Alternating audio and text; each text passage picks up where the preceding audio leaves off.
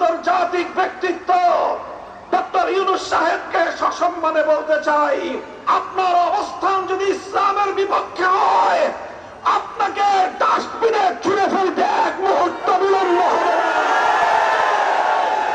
আমরা কোরআন বিরোধী, ইসলামের সাথে সাংঘর্ষিক কোন আইন, কোন নীতিমালা বরদাস্ত করে নেব না।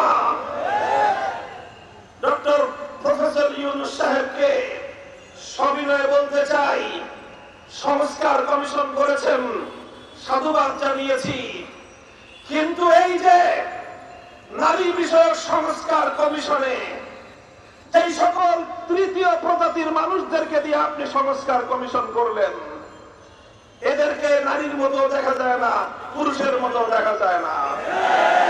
এমনকি আমাদের যে তৃতীয় লিঙ্গ আছে হিজড়াদের মতো দেখা যায় না।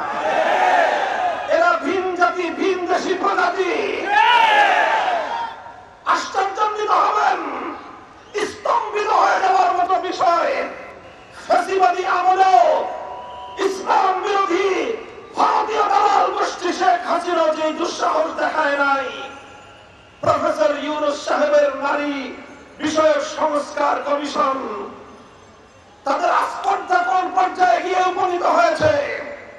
তারা বলে ইসলামের ধর্মের উত্তরাধিকারী আইন, ধর্মের পারিবারিক আইন তথা ইসলামের উত্তরাধিকারী আইন, কোরআনের উত্তরাধিকারী আইন এবং পারিবারিক আইন, এটা নাকি বাংলাদেশের নারীদের জন্য বৈষম্যের প্রধান কারণ।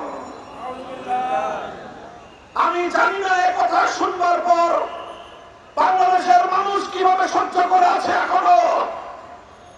এদেশে তো এতদিনে খুবই আগুন জ্বলবার কথা। আমরা স্পষ্ট ঘোষণা দিয়েছি, আগামী ৩রা মে পর্যন্ত আলটিমেটাম ঘোষণা করেছি। মে মাসের ৩ তারিখের আগে কুখ্যাত ভিনদেশী এজেন্ট নারী বিষয়ক কমিশনের স্পষ্ট আল্লাহর কোরআনকে কটাক্ষ করা প্রস্তাব প্রত্যাখ্যান করতে হবে। কোরআনকে আঘাত করে, ইসলামকে আঘাত করে দেওয়ার প্রস্তাব দেওয়ার অপরাধে এই কমিশনকে বাতিল করতে হবে।